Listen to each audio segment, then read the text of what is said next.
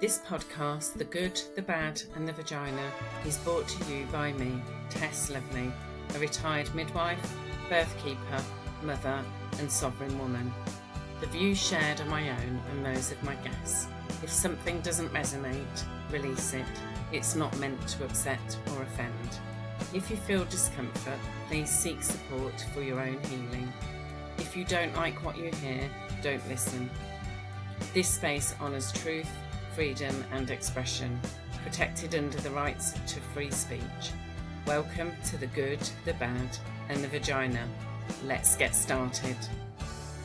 Hello, Rachel Richards, and welcome to The Good, the Bad and the Vagina. Thank you so much for coming on. I'm so excited. I'm really happy to have you here. You and I have got quite a big history, like many, many years together, which is beautiful. And The Good, the Bad and the Vagina is talking about anything really related to the reproductive system that we hold as women, the power of our vaginas, ultimately. If you could just start off by saying who you are, what you've done, how many children you've had, and then we'll just see how the conversation flows from there. Okay, well, it could take some time, Tess.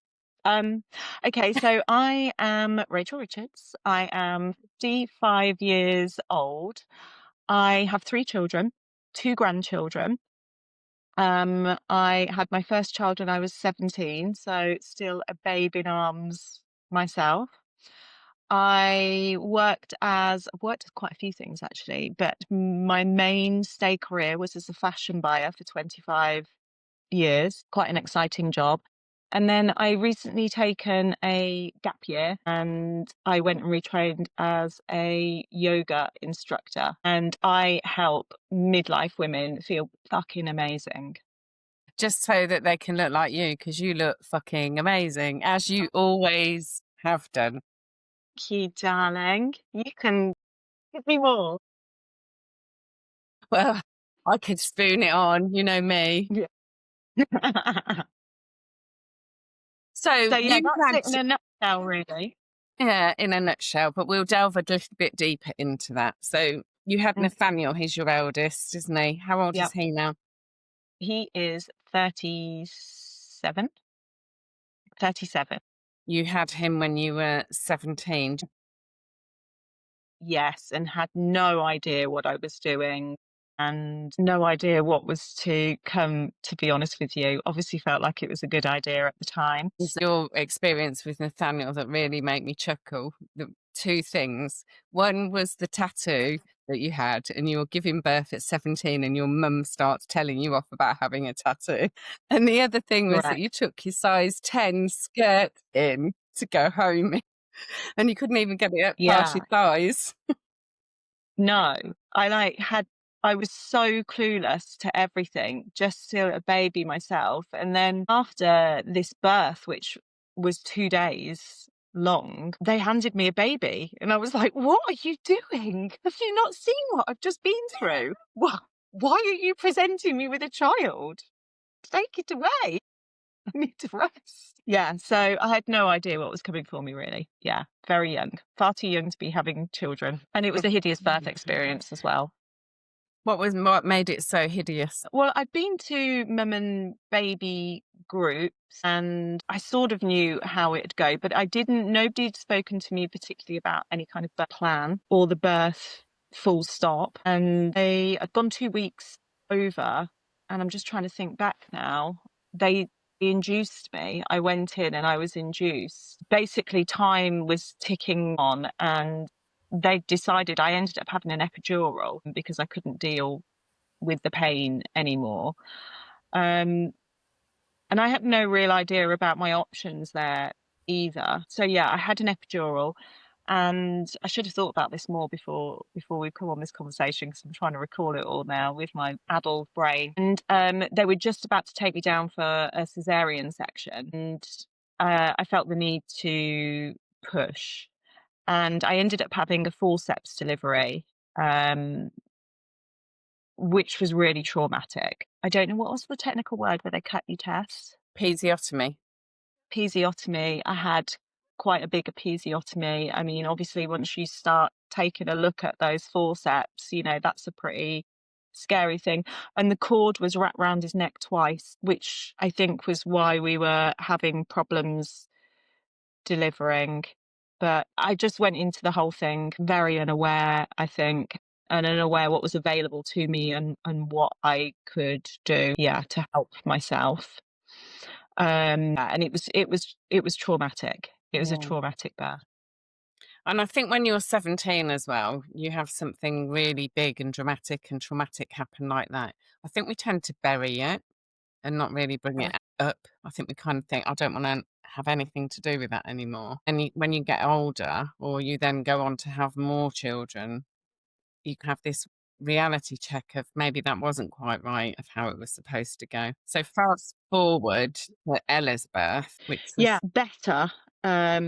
Ella's birth was obviously being the second birth and being a little bit older. It was 7 years after Nathaniel, so it was about 24, 25. And a different relationship, I think, makes a difference with how you go into a birth, doesn't it? And I had a hospital birth again, and it was quicker. I think I was in labour maybe about 8 hours with Ella. Again, I was overdue, 2 weeks overdue. They ended up breaking my waters. They had gas and air, and I think I had, what's the other one? Not an epidural, but the one in between. pethidine. I think I had some pethidine with Ella, or did I? Yeah, I had pethidine with Ella.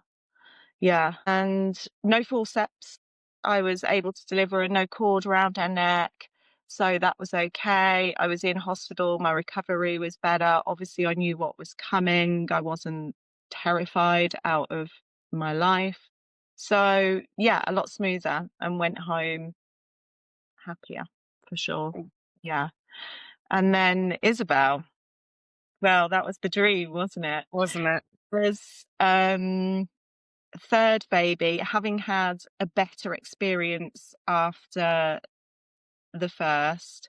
And I don't think I can blame anyone for Nathaniel. I think I was just so young myself. I don't think it was anyone else's responsibility to try and sit down and say, but I just had no idea, Tess. I had no idea what I was doing. I didn't know what I was getting into. I didn't know. And so obviously as time goes on and you get older and it's a normal age to have a baby, that I had Isabel, I was able to look into it. I'd met you by then as well, who you were a midwife then, weren't you? Yeah.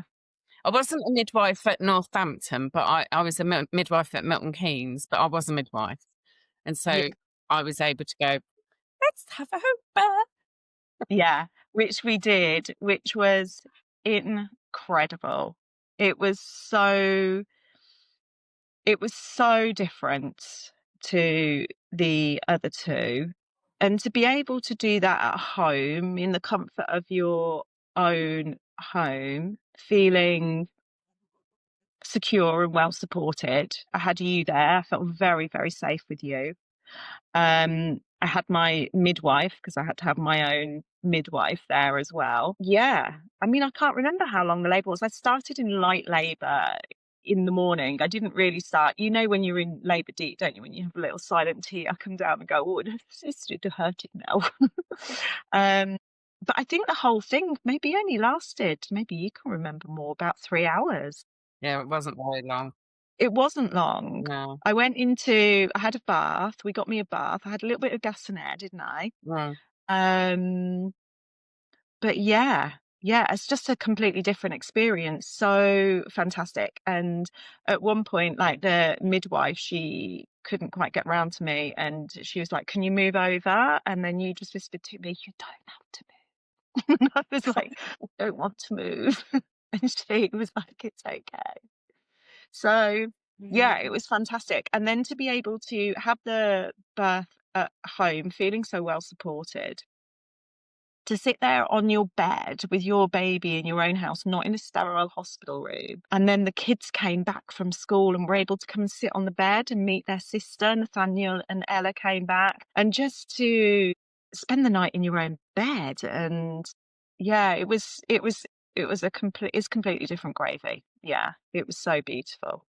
Yeah, really lovely experience. Really great. And I'm so happy I've had that after the first initial experience giving birth to Nathaniel and how horrific that was. I've probably skimmed over that and tried to push it to the back of my brain because it was pretty horrific. To have that experience with Isabel and knowing she was my last baby as well was incredible. Yeah, really beautiful. It was a great journey to share with you. You like being pregnant, a bit like me, for a long time. I know you don't like it. I didn't like being pregnant. I was the size of a fucking hotel. Like, I was huge with all three of them. Like, I could barely walk with Isabel. She was quite big. She was, well, not big compared to you, but Isabel was 9'4". Nathaniel wasn't bad for a first baby. He was 7'14". So first one was 7'14". Ella was 8'3", and then Isabel was 9'4". We don't want to be going any bigger than that. Glad it was my last. Yeah, I just kept going till Yeah. they walked to university. I know you did. But yeah, so beautiful experience with the home birth. I absolutely loved it, and I cherish that as well. I've actually still kept the bed, Yeah. not the mattress, because the kids keep going, "Why are you keeping that bed?" And I'm like, "Because Isabel was born in that bed. Like, at some point, it's an antique bed as well. It's nice. At some point, she might want that, so it's still stored." Shout at my husband for being a hoarder, but yeah, I'm hoarding the bed where she was born on. Then you had your mothering, balancing being a mum, working mother, doing all of that, juggling all your balls, working mum, running a house, looking after children, getting them to school, up from school, making sure they do their homework, all those balls up in the air. As all mums do, I think. And as it goes on and you add more kids in, I think you're sort of more adept at it by then, aren't you? You're used to it. I had a lot of help around me as well. I had you, for one, for sure. I had help. I went back to work part-time actually with all of them. We had our own business at that point, so I was really lucky that I was able to do that happy medium. I knew I was never going to be stay at home all the time. Like, I loved and I cherished my time with them, but I did crave being back in the workplace and the adult conversation. So I did have the best of both worlds with Isabel when she was little, and I worked 3 days a week.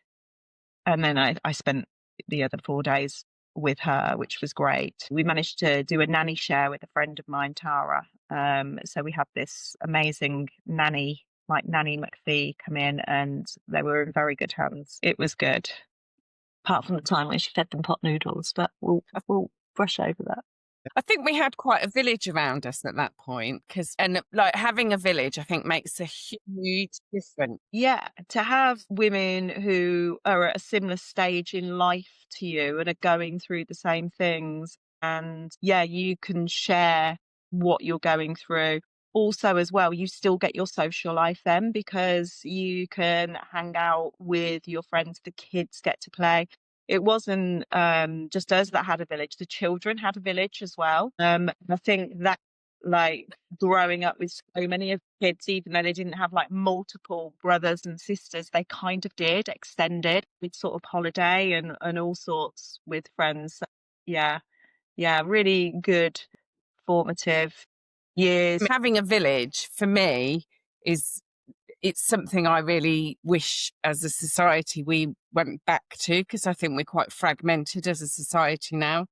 I think you're absolutely right. And I think with social media, people think they are being sociable because they're on their phone seeing what other people are doing. But that is nothing like the support that we had without all of the apps that are around now. People can feel like they're supported because I'm sure I haven't been on, but I'm sure there's apps for mums. There's all sorts of stuff that looks like support, but it's not the same as seeing people and having that community. Jay. And having somebody just scoot your child off you for 20 minutes or an hour just to give you some time where you can just sit with your arms free. You don't get that from an app. No, you don't get to have a poo in peace with an app, that's for sure. Yeah, you don't get to poo in peace when you have children, do you? I can remember breastfeeding, sitting on the loo, thinking if anybody could see me now, they'd think it's really disgusting. But Needs must you test. can't go to the loo. Can't do anything in peace, can you? I've actually got odd, slightly odd hips now. I went to see someone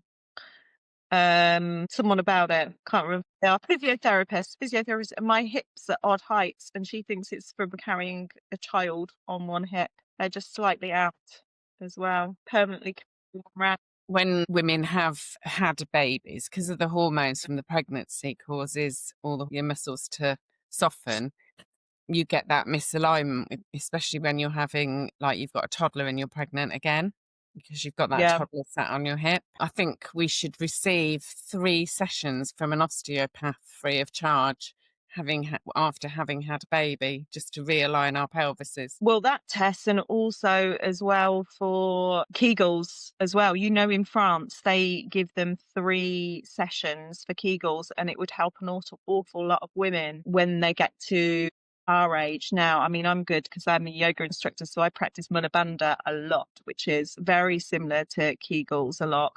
But I have quite a few women messaging me who have got problems now. And I think if we did that preventative stuff, or just educated with regards to, you know, Kegels and having to really, you know, use those muscles a lot, there'd be a lot less prolapses and urinary problems that women have as well. I think a lot could be done to save a lot of work down the line and a lot of problems for women down the line, for sure. I also think as well, one of the biggest things that, I mean, you know me, I always talk about diet and lifestyle all the time. It's like I'm a bit boring, really, because I've been saying the same thing for 30 years. And I think it's catching up a little bit now. But diet and lifestyle and eating the right food sources during our pregnancy and after makes a huge difference to our wellness when we're entering into sort of like the menopause. I guess that's one advantage that women do have now, is they're so much better informed on these things, because, so we've talked about the bad side of social media, but the good side of it is there's so much more information. Got to filter through it and see what's right for you as well. I mean, with it comes pressure, but yeah, at least there's an awful lot of information out there about what is good for you, what is not good for you. And I think people are a lot more aware. I know certainly my kids, my 2 youngest daughters are not ready to have any kids yet, but when they do, I think they'll be making much better choices than I certainly did. That's for sure. And then they already are in their lives now. They don't drink a lot. Didn't even cross their minds to smoke, because so much more aware of the benefits or the disadvantages of health. Fast forward then to that moment. We will come on to what you're doing now and why you're doing what you're doing now in a little moment. But this was the catalyst, really, the starting of your journey to why you're doing what you're doing now. I worked, I think I was in the middle of something like a really stupid 7-day stretch of nights. And at the time I was a labour ward coordinator, and my shifts were 13 hours long. And I'd come home after probably my 3rd night, took the kids to school, just about to fall into bed, and there was this knock at my door. And I was like, oh, who's that? So I went down and I answered the door, and there you were. And it was one of the most heartbreaking things to ever open up a door and just see a person that you love immensely just standing there going, I've got breast cancer. Yeah. Yeah. Yeah. So it was 11 years ago, and I hadn't seen you for a little while, actually. But that means nothing with great friendships. You don't need to see anyone.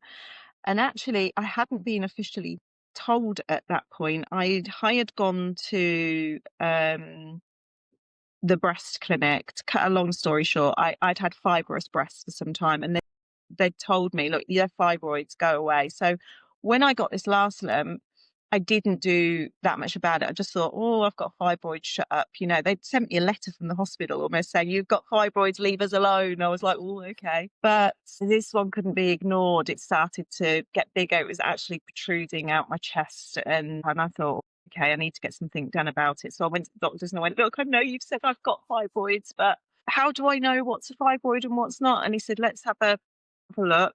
And he went, right, okay, I think we need to get you in. I went in, they had a field and they said, look, we're going to get you ultrasound scans straight away. And I've gone in on my own to hospital, and I can remember going into the ultrasound and I looked up at the guy who was doing it and I went, it's not good news, is it? I know, you can tell me it's okay. And he went, no, it's not looking great.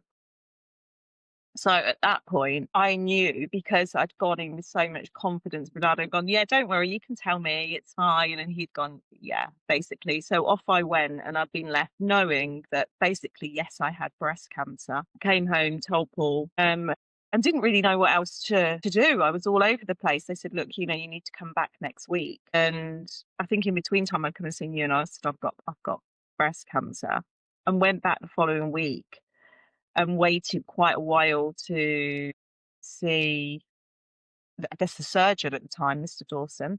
And they sat us in a room, they brought in nurses, they came in and said, we've got some terrible news for you. And I thought, well, what the fuck? Like, I'm dying now because, this is awful. And they went, you've got breast cancer. And I went, oh, I know that. You told me that last week. Like, I was literally like, oh my God, I thought they were like going to tell me I had weeds. So yeah, I had breast cancer called HER2 positive, which is quite an aggressive strain, yay me. And I knew immediately, without them saying too much, that I had to go. I was going to go the whole hog: chemotherapy, radiotherapy, everything. Luckily enough, I had a lumpectomy. They did not need to give me a mastectomy, so I guess that was a blessing. Although at the time, if they'd have said that, I know this sounds flippant, I don't think I'd be that bothered. I wanted it gone and out. Yeah, it's a bit like being thrown into an icy lake. And who do I come to in a crisis? You, Tess. So very calming you are to my central nervous system. I know you'd seen me through my birth. I came to see you, and you were amazing. You sat with me when I got to the point of having chemotherapy, and I think I'd got to my third round. First, fine. Second, like, hits hard. You're obviously pretty poorly by that point, no hair, and it went to go and having the third, and I said, I don't know whether I can do it. I think it's almost a natural response with your body going, what the fuck are you doing? You're poisoning yourself. And I just didn't feel I had the strength to do it. And Paul was super supportive. He'd been amazing. I stopped work straight away. I was just like, right, I am going to focus on this 100%. This is not gonna kill me. Like, it is not. I changed my diet. I changed my lifestyle. We talked a lot about that, didn't we? About going, eating well, doing yoga, walks. I don't know how many walks we've been on. Yeah, I made it my mission. One thing I wanted to do was, I said to myself, if I can get out for a walk every single day, if I don't do anything else, if I can just go out and walk my dogs every day. I got very connected to nature at that point, find it very soothing, being in nature. I had Reiki. I just threw everything at it and just thought, no, this is not going to happen. But yeah, you came and sat with me on the night where I was super afraid to have the chemo, and I said, I just don't know whether I can do it again. It just makes me, it was almost giving me a panic attack. Wow. And I'm not a panic attacky type of person. I've never been anxious like that, thank goodness. Yeah, and you came and said, I'll stay with you.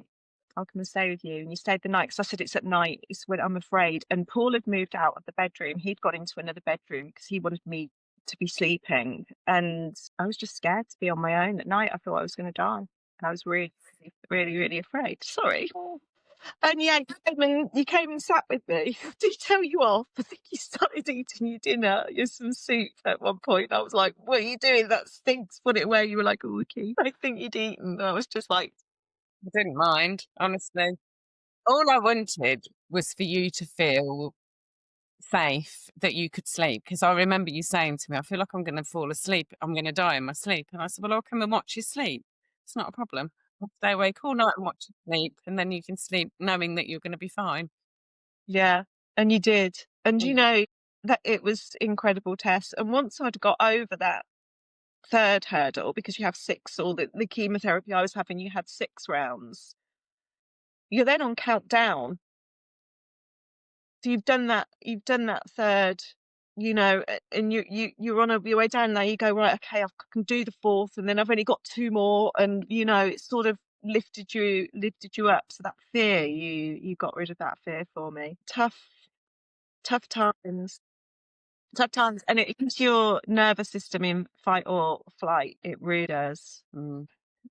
Demonstrates your strength of character, and it's quite a reflection on your character that whatever you do, you make sure you do it really, really well. There's no half measures with Rachel. That's all. And Yeah. actually addressing that was exactly like you took that on, like your personality. I can remember you going into Holland and Barrett and going, right, what do I need? What's going to keep me healthy? What's going to keep my immune system? What do I need Yeah. to do? Really strict about who came in, and if somebody sneezed and they were on their way, they weren't allowed in. Also, I really did not want to go into hospital. I knew if I was hospitalised while I was neutropenic, then you get all kinds of problems and complications. So I really shut down, but in a selfish way, and went, no, I am going to put myself in this cushion place where, yes, I get in nature, I go out for walks. You realise what's important to you. You only want to see a certain group of people. You're not interested in a lot of people, and when you get something like that, you do get a lot of people who want to come and see you, and I think maybe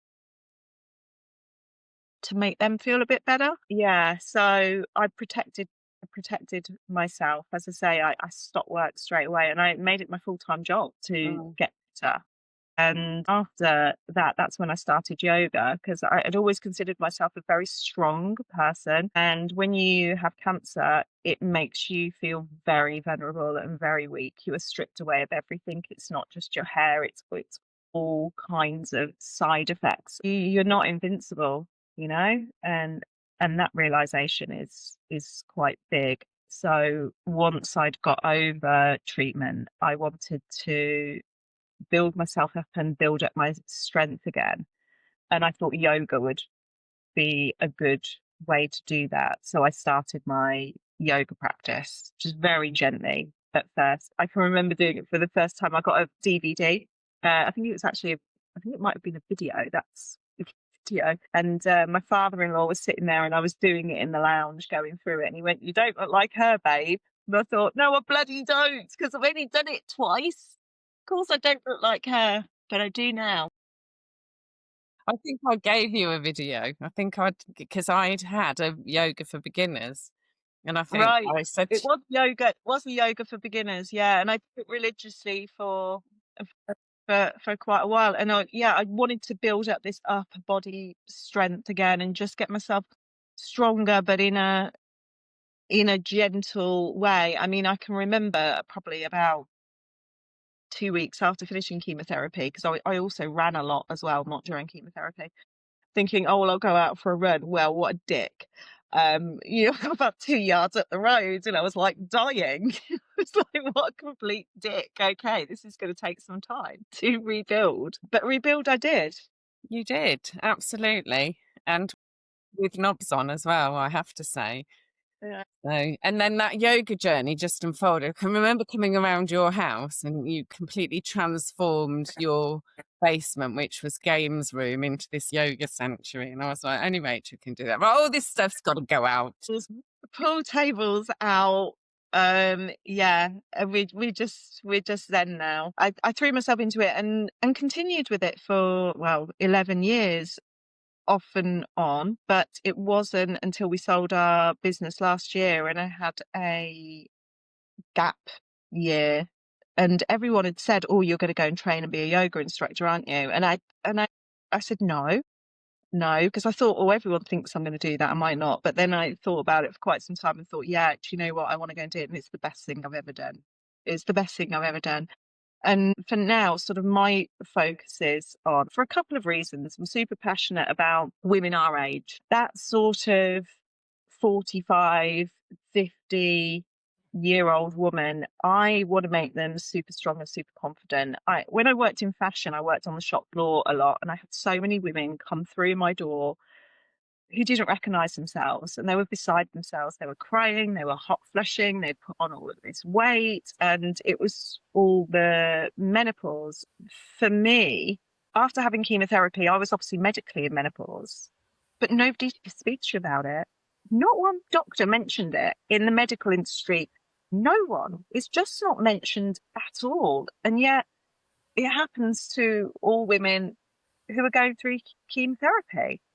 It puts you in medical menopause. Your cells stop reproducing. And after having cancer, obviously you're on high alert for any problems within your body. I'd have various different symptoms and go to the doctors about it, and they'd go and send me for various tests, which then is terrifying because you're sitting waiting for those results. You're thrown right back to where you were when you had the cancer.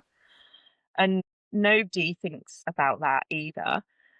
And then that can often exasperate any kind of problems. When you're in fight or flight, you're just tense all the time and you're scanning your body all the time for problems. And no one put two and two together that quite a few of the problems that I could have been having were hormonal. And I think a lot of people who've had cancer, a lot of women who had cancer, this isn't mentioned to them.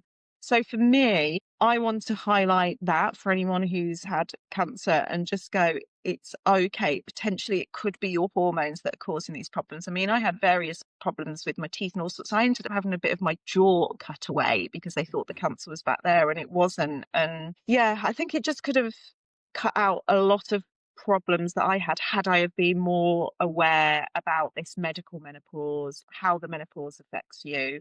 I just want to bring women back to themselves and make them feel empowered to be able to help themselves and just get the dots together and go, oh, okay, this is it. Right, what can I do and how can we help ourselves? I think in the world we're in now, we have to take advocacy over our own health. Absolutely. We have to make those choices and those decisions. I mean, the NHS is amazing and it's a wonderful service, but when you go into chemotherapy and there's a tuck shop with chocolate and shit and fizzy drinks and stuff like that, you're just like, are you fucking mad? Why have you got all of this sugar here for all of these people with cancer? I know, it's ridiculous, isn't it? Because sugar actually feeds the cancer. This is my big thing, is that sugar is the biggest drug on the planet. And it is Yeah. responsible for so many health issues that people have, like through pregnancy, through the menopause, through even just laying down the foundations in which we go into starting our periods. If we are sugar based and heavily sugar based, we end up with all sorts of issues with like heavy periods, endometriosis, all sorts of other stuff. Nobody will ever go, yes, it's because of sugar, because it's so prevalent. And actually, there's no money to be made in healthy people. We can only make money out of the sick. And so it's almost like it's a bit of a sinister viewpoint that they're almost feeding the thing that they're trying to save you from. Are you mad? Are you crazy? And Yeah. going back to that comment that you said around the ailments that you got, any Mm. little small ailment that you got, your default. And I remember saying this to you once, because obviously I'd had ovarian cancer, hadn't I, when I was pregnant many years before. And I Yeah. remember saying to you, every little ache and pain you get, your default is, oh my God, the cancer's back and I've got it here now. When you Yeah. manage to rationalize that thought process, when you manage to go, actually, it's all right, I'm okay, that's not what it is. When you then look a bit deeper into that, it's probably from the sugar that's causing those symptoms. And so many people don't know that. Like hot flushes. Women never used to experience menopause the way that they experience it now because their diets are just not good enough to I think support them. diet is massive for me now. I'm very careful about what I put in my body these days. I mean, I can't say I'm sugar free, Tess, because I'm not. I'd be lying. But I do minimize it, and I do all of my own cooking at home. Like, I've also been left with a histamine intolerance, actually, so I have to be very careful about what I eat anyway. Now it has to be low histamine, and sugar's high histamine. Sugar's Oh, just it's really inflammatory, isn't it? oh, Basically, it is yeah, to the whole system. That and alcohol, which is also full of sugar. yes. Sorry, guys, all of the good stuff. Well, you can enjoy yourself in lots of other ways, but the reason I why do. people like sugar is because of the fast dopamine hit that it gives us. Yeah. And because we get dopamine hits off our phones, flicking and Mhm. scrolling and doom scrolling, we then, once we finish doom scrolling, we'll then go off and feed that addiction by pulling something out of the cupboard that's full of sugar because of the brain For power that sure. we've used. And people get into this really bad cycle. Mm. Yeah, no, I know. I mean, I intermittent fast, so I don't munch on stuff in the evening, and that's something I've done for quite a while. I cut it off because, I also want to sleep as well, so I don't want to be digesting. So I'm not a little picker at night. I'm a herbal tea gal all the way, for sure. But yeah, diet's massive, and I think it can make a massive difference health-wise. You're exactly right. During your pregnancy, of course, absolutely huge, but also during menopause. And all through this, there's an awful lot. I've actually just done a Pacific yoga menopause course, and there was a nutritionist on there, and she filled me with loads and loads of information. There's also lots of foods you can eat to help with menopause symptoms, and there's different things that you can add in that helps with it, for sure. And you can cut an awful lot out. But yeah, a lot of our illnesses would be cut out if we all had a better diet. That's for sure. And I don't think sugars, it is bad, but you want a mince pie at Christmas, go for it. I think it's just that continuous because it's stuffed in our faces and it's so easy all the time in the supermarkets, it's at the checkouts, it's absolutely everywhere, isn't it? I mean, I just don't snack like that anymore. I mean, a little bit of everything does you no harm, but too much of anything is going to cause an imbalance of something. So 100%. sometimes you can go overboard the other way and be like super, super clean and focus so much on doing everything right that you end up becoming obsessed with that. And that's not then in alignment with a good health. It's about Moderation, even moderation in moderation. that's rich coming out of your mouth, isn't it? Rachel Richards, who never did anything in moderation.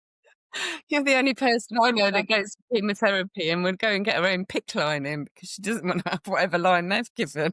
Having that? Want a proper one? Bless you. You've been to Bali, you've done your yoga teacher training. You're specifically honing in on menopausal midlife women, preparing them, I think. Because I fucking love them. That's why. And I just want to, there's all this about, how we sort of get invisible as we get older and we shrink. I think that's a very old narrative and it needs changing. And actually, for me, being in my 50s, certainly 55, has been my best time yet. It really has, my most empowering time yet. And if I can give a little bit of that confidence to other women and also teach them what I know about nervous system regulation, because I have to do a lot of that and I still do a lot of that test. It doesn't go away. I'm not a finished article. It's a consistent practice that I do all the time, whether it be through breath work, through yoga. I do on my Instagram as well post about food, healthy food and what I'm eating, etc. But yeah, that's who I want to tap into is our age women, because I just think they're phenomenal. Yeah, and it I just want to have a bit of awareness that things get better, not worse, and people should not be afraid of aging. Everyone's like, "Oh, I'm in my 40s." Ooh. It's just like, no, this gets fucking better. And speaking to some women in their 60s, I believe it gets even better. So we've got all of this to look forward to. Well, I hope it does. I mean, as you know, I have always eaten quite a healthy diet throughout my time. I'm like, oh no, I'm not eating that. And I've always been fairly active and healthy. And obviously, well, not obviously, but I swim in the sea every day. That's my go-to for that's my regulator. It's my exercise. It ticks all my little boxes of thinking. It proves my mental strength and my vitality. And some Yeah. days when I don't go, I feel like there's something missing in my life. So for me, that's my go to. And I think every woman should find out what their go to. For you, it's yoga. When I can't swim, I will do yoga. I once did a little video that I put, and I did because I couldn't swim. It was like treacherous out there. So I went to go and put my costume on to go and swim. And then when I couldn't, came back. So I did yoga in my swimming costume. I love yoga, but my real go-to, and I think that probably gives me as much pleasure as your swimming, and I love wild swimming as well. I've got a lake near me that I go to, but is walking actually, Tess, and I think it's that connection with nature. It's being out there, and I do it early in the morning. I'll walk about 5 or 6K. I do the same route every day, and I walk around a lake and I see what's different happening at the lake. I hope that I see my heron every day. I've got a heron that I see.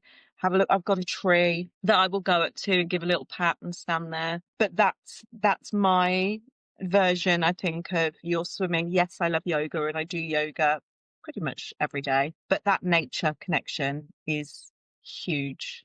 Is absolutely huge. And if I was near the sea, I would swim in the sea every day as well. 100%. You know, I Yeah. swam with a dolphin. I know you Oh did. my Yeah. gosh, Rachel, it What an experience. was. People pay a fortune for that.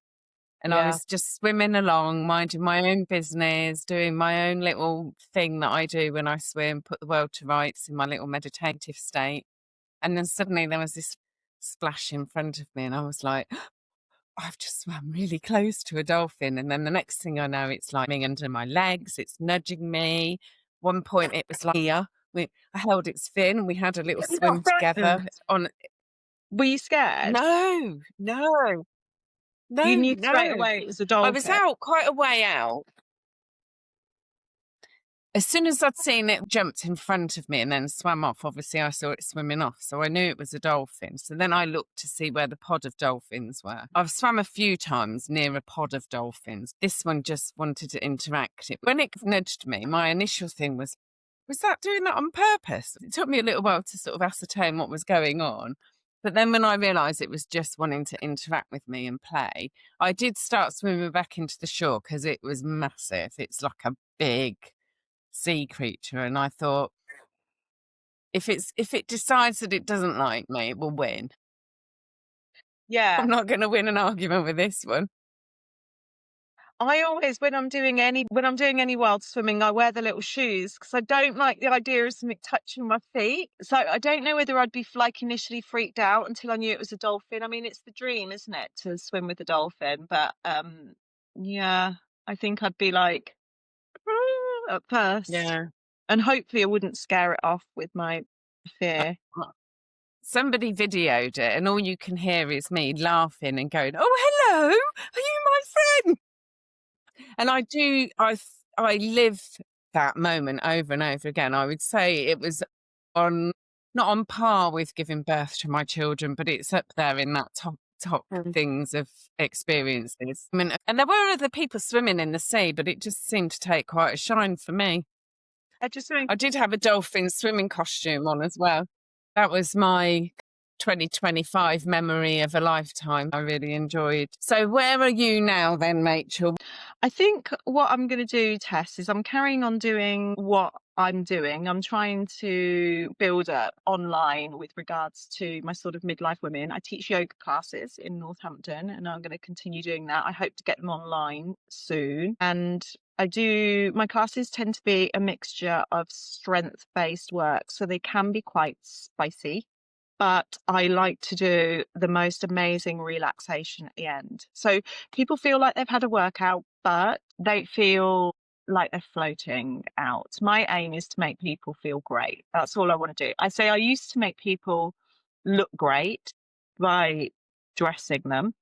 And now I want to make people feel great inside. So that is my mission, is to make women feel good, strong, confident, and ready for anything. So that's what I'm going to be continuing with. I potentially will be doing some more learning. I'm going to do a course specifically for yoga with cancer. So then I can really directly maybe go into Maggie's, somewhere like that. I will probably do my yoga cancer classes for free, just to give back a little bit with regards to that, make it a little bit more community. But yeah, start to build a community again. I'm starting again at 55, so it's exciting. We'll see where it goes. You know, some days I get despondent with it because I'm quite an impatient girl, and yoga helps with that.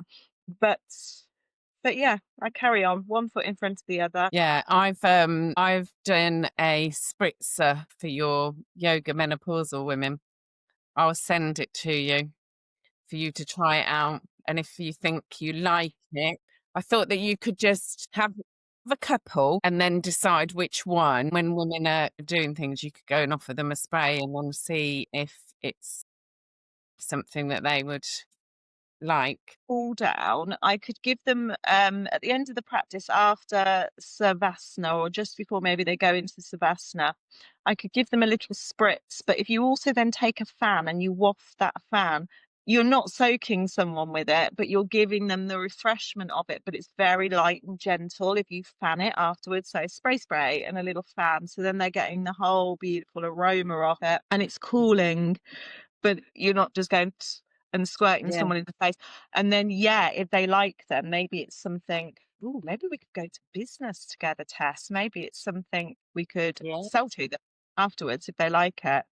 But yeah, I'm excited about your essential oils. My gift box is for pregnancy. I've been thinking quite a lot about you since we met in Totnes the other week. And I was thinking that part of your package for your yoga is that you could do a essential cancer package, self-care package.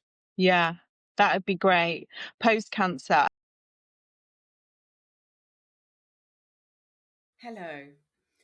A few days ago, I recorded an episode with Rachel Richards, the yoga queen, a very long-standing friend of mine, and it's a brilliant podcast. We talked about all sorts of things, her parenting journey and her experience with breast cancer, and how she's now gone into this amazing pathway and journey of helping menopausal, premenopausal women feeling fabulous through yoga and breathing and all sorts of things. Anyway, towards the end of the podcast, we ran into some technical difficulties, and unfortunately, the latter part of this podcast is now missing. I have tried everything, and I'm no technical guru, but I have tried everything to retrieve it. We basically, at the end of the podcast, talked a little bit about the value of essential oils. I have started working quite significantly with doTERRA essential oils with my pregnant women and postnatally, and I've created gift boxes which have got massage oils in and soaps and all sorts of wonderful, wonderful things in. And when I met Rachel at the end of December, we discussed and talked about introducing some essential oils into her yoga classes for the premenopausal women. And so we had a conversation around that, about how there are some restrictions based around providing gift boxes for women undergoing cancer treatments, but how important they would be for helping post-cancer. And also for the women that she is doing her yoga classes with.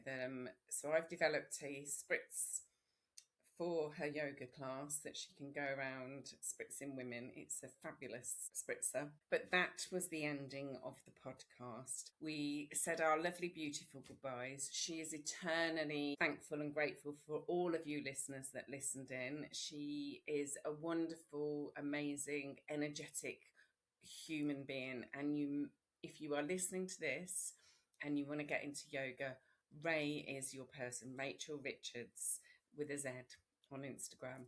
So yeah, please do get in contact with her. Please make a connection with her and keep following me. Please like, subscribe, comment on my podcast, And if you want to come on, please direct message me and I can arrange that. I'm thoroughly enjoying this journey that I'm on, and I hope all you listeners are equally finding as much benefit out of the journey as I am. Big love to you all, and the next episode that I've got a few lined up. I've got Nat the doula, I've got Ellie who's a midwife, I've got a couple of women who've just had babies, and the baby on New Year's Eve that was born, that mummy when she's ready is going to come and talk about her story. So lots of exciting podcasts to come. Remember, if you don't like what you hear, don't listen. This isn't about facts, figures. This is people, real people telling real stories about their truths. And long may this continue. And a big love to you all. And thank you so much for listening. You are all absolute stars and diamonds. And I love you all. Take care.